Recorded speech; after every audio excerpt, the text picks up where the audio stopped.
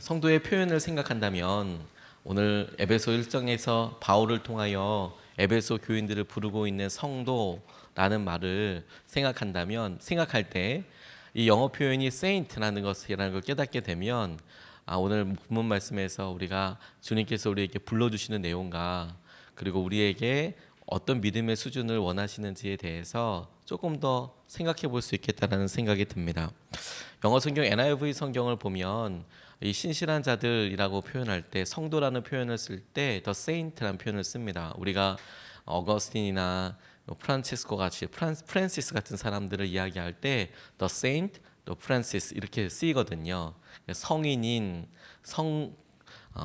성자라고 표현할 수 있을 만큼 성인인 그런 사람인 성도가라고 표현할 때 the saint라는 표현을 쓰는데 헬라어 원어를 봐도 호하기오스라는 단어를 쓰거든요. 거룩한 이런 뜻입니다.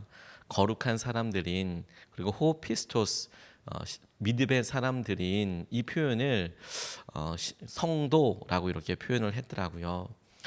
에베소 사람들이 완전해서 그런 것은 아니었습니다. 그런데 바울이 에베소에 있는 교회 사람들을 이야기하고 칭찬할 때 너희들은 성도라고 부르심 받았지.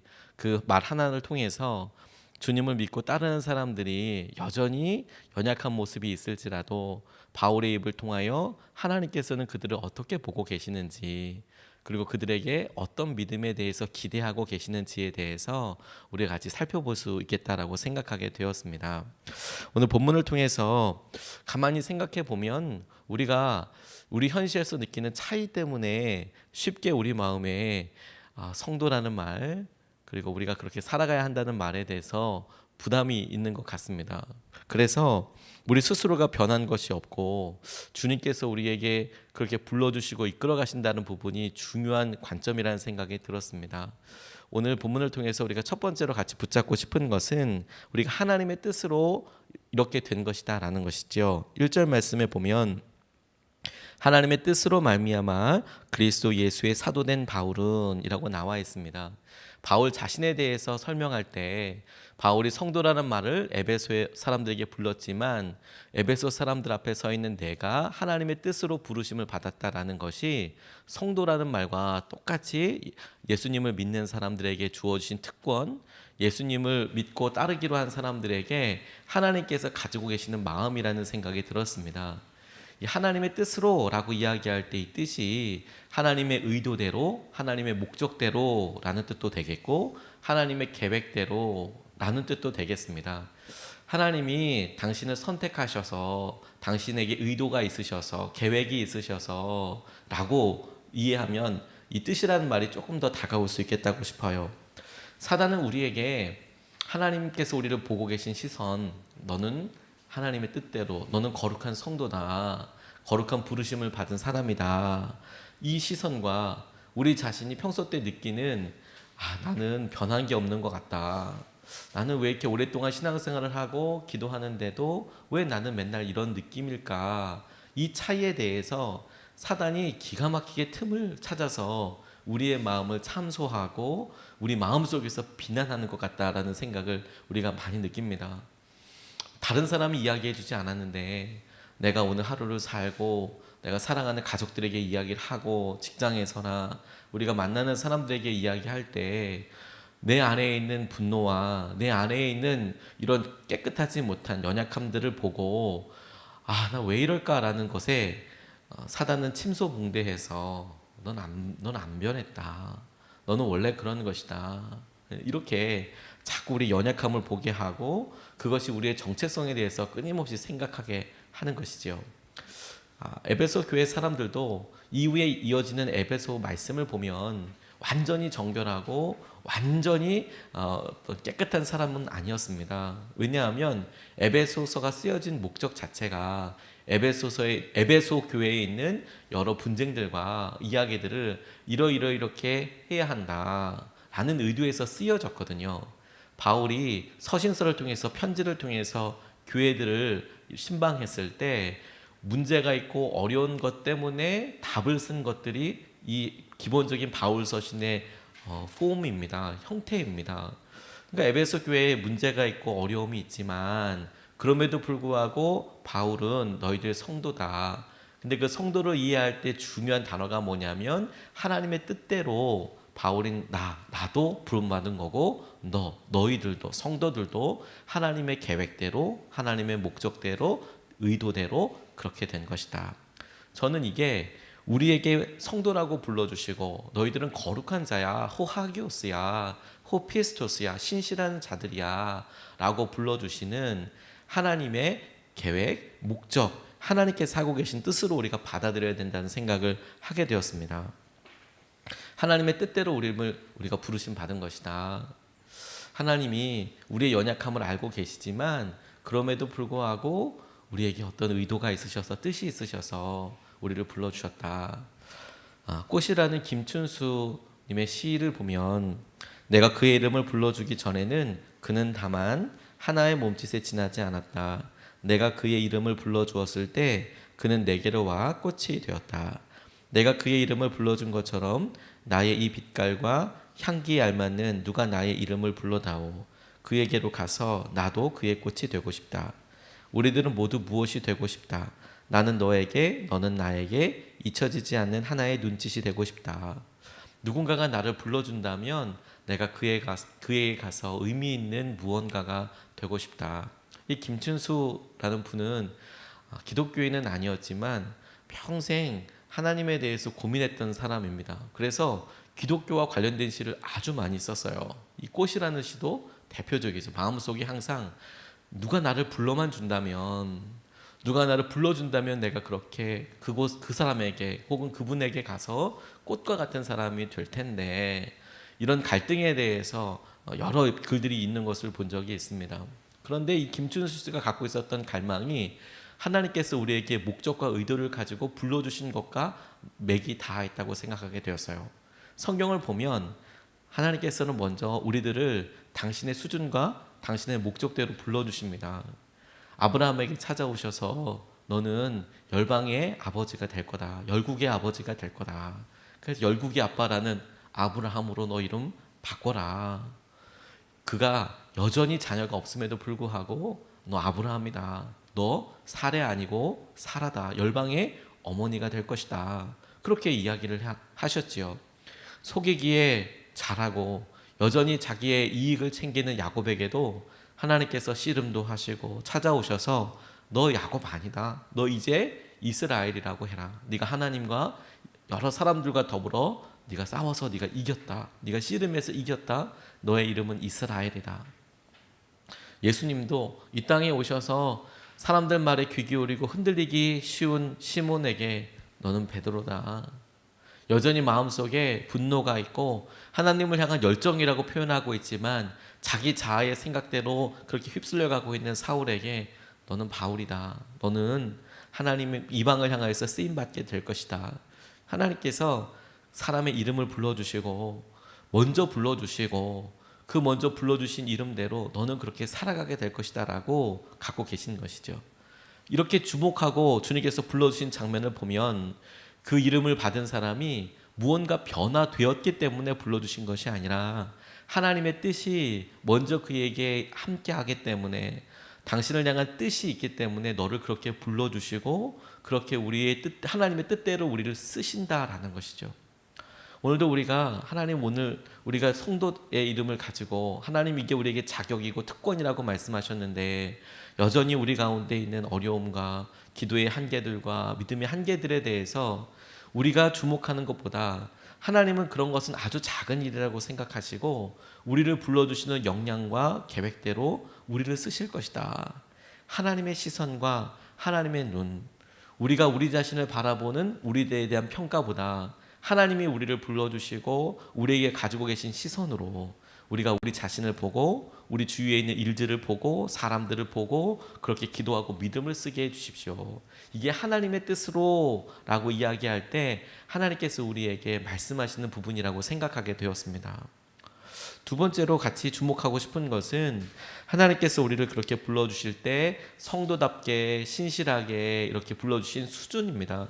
첫 번째는 하나님 우리를 불러주셨다라는 사실 자체이고 하나님의 뜻으로 두 번째는 그렇게 불러주신 구체적인 내용이 우리가 얼마만큼으로 믿음 생활을 해야 하는지에 대한 수준을 이렇게 지적하고 계신다는 것이죠.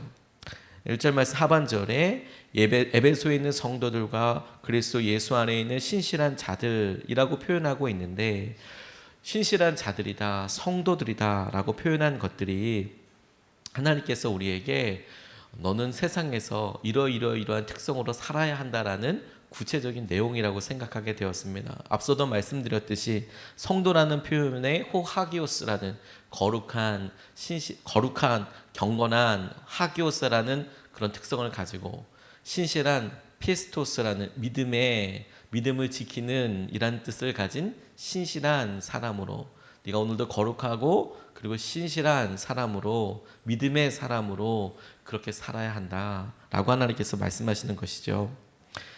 바울을 통해서 주님의 평가를 보게 되는데, 우리가 주님께서 우리에게 원하시는 수준은 조금 더 나아지는 수준이 아니고, 주님 우리는 거룩하지 않습니다. 주님 우리는 연약합니다. 이렇게 생각이 되지만 그게 아니라 하나님께서 불러주신 거룩한 모습과 신실한 모습으로 살아야 하는 것이다 라고 말씀하고 계신다는 것을 보아야 해요. 부담스럽고 어렵다고 생각할 것이 아니라 우리가 우리 스스로 이루어야 한다고 생각하기 때문에 이게 부담스럽고 낙담이 되는 것이거든요. 하나님께서 우리를 이렇게 부르시겠다는 것은 우리가 마침내 그렇게 될 것이다 라는 것이죠. 성경에 보면 하나님께서 우리를 여러 사람들, 인간관계로 표현하고 계시는데, 하나님과의 관계에 있어서 하나님을 아버지라고 부르도록 하고 계시죠. 그리고 하나님께서 당신 스스로의 성품을 이야기하실 때 나는 사랑이다라고 말씀하고 계세요. 요한일서에 보면 하나님께서 사랑이시다라고 말씀하고 계시거든요. 그런데 우리 여러 삶의 관계들을 보면 사랑하면 생각나는 사람은 아빠가일 때보다 엄마일 때가 많거든요. 아버지일 때보다 어머니일 때가. 한국에서만 그런 게 아니라 어머니들이 주로 주위에서 아이들을 같이 사랑해 키워주고 밥도 먹고 함께 해주는 시간이 월등히 많다 보니까 아이들이 사랑하게 되면 엄마의 손길을 먼저 떠올리게 되는 것 같습니다. 이게 서양뿐만 아니라 동양도 거의 대부분 비슷한 형편인 것 같습니다. 육아를 하려고 하다 보면 어렸을 때 아무래도 엄마의 손길이 많이 갈 수밖에 없게 되겠죠. 그런데 하나님께서 사랑이라는 속성에 대해서 이렇게 이야기하실 때 하나님께서 나는 어머니다 라고 이렇게 이야기하신 게 아니라 나는 아버지다. 예수님을 통하여서 아버지라고 이야기하신 것이 문화적인 속성뿐만 아니라 하나님께서 우리에게 가지고 계신 계획이라는 생각이 들었어요. 제가 아이들을 키우면서 하나님 저에게 여전히 사랑이 없는 때가 있습니다. 그런데 하나님 저는 하나님께서 아빠라는 이름을 주셔서, 아버지라는 이름을 주셔서 애들에게 하나님의 사랑과 하나님의 성품을 드러내는 통로가 되는데, 그런데 연약함과 제 변하지 않는 것을 보면 늘 힘들고 어렵지만 하나님께서 나를 아버지라고 불러주시고 아버지라고 부르게 하시고 내가 아버지라고 계속 듣게 하셔서 내가 아버지로서 살아갈 수 있도록 의미를 주시고 실제로 그렇게 되게 하고 계시는 거구나. 제가 아이들을 이렇게 제 품으로 안게 될 때 제가 따로 한 일은 없었지만, 시험 본 것도 아니고 자격이 있었던 거 아니지만 어느 날 아이들이 말을 하기 시작하고 저를 아빠라고 부르고 그렇게 따라오게 되니까 제가 그렇게 살고 있더라고요. 마땅히 그렇게 살고 있더라고요. 그러니까 이건 뭔가 더 하여야 해서가 아니라 하나님이 우리의 성품과 속성을 바꿔주시고 그 바꿔주신 것 때문에 우리가 사라지게 되는 데에 중심이 있는 것이죠. 19세기의 선곡의 주교 중에서 J.C. 라일이라는 분이 계시는데, 이분이 그리스도인에 대해서 이렇게 이야기하셨어요. 하나님의 자녀에게 두 가지 큰 표지가 있다. 그의 내면의 평화로 알려지는 것 못지않게 내면의 전투로 알려진 것이 있다. 두 가지 표지가 뭐냐면 절대적인 평안과 또 다른 하나는 절대적인 전투라는 거예요. 주님을 믿기 때문에 오는 평안도 있지만 또 한쪽으로는 계속 치열하게 일어나는 전투가 마음 안에 있다. 평안은 주님께서 오시는 은혜 때문에 그렇고 전투는 우리 실생활 때문에 그런 것이죠. 수많은 자칭 기독교인들이 일요일마다 교회에 예배당에 나간다. 그들의 이름은 세례자 명부에 올라 있다. 그들은 사는 동안 기독교인으로 간주되고 기독교식으로 혼례를 치르고 죽어서도 기독교인으로 묻힌다. 그러나 그들의 신앙에는 싸움이 전혀 보이지 않는다. 그들은 영적 전투, 수고, 충돌, 자아, 부인, 경계, 교전을 그야말로 전혀 모른다. 이런 기독교는 성경의 기독교가 아니다. 그것은 주 예수께서 세우시고 그분의 사도들이 전한 신앙이 아니다. 참된 기독교는 싸움이다. 이때 이 싸움은 물리적이고 뭔가를 하는 것이 아니라 우리 마음 안에 있는 영적인 싸움을 말하는 것이죠. 내가 하나님께서 우리를 불러주신 사명대로 쓰임받기 위해서 연약하여도 여전히 가지고 계신 굳은 의지, 하나님 내가 믿음으로 살아보려고 하니까 지지 않아도 될 여러 불편함에 대해서 다시 바라보고 그걸 믿음으로 다시 고백하고 살아가는 거. 그런데 하나님의 뜻은 우리가 그렇게 의지로 결단하는 것에 대해서 도와주시기 위해서 우리를 그렇게 먼저 불러주고 계시는 거예요. 너희들은 거룩한 성도다. 그 말은 내가 너희들을 성도로 살게 하겠다. 아니 이미 성도이다.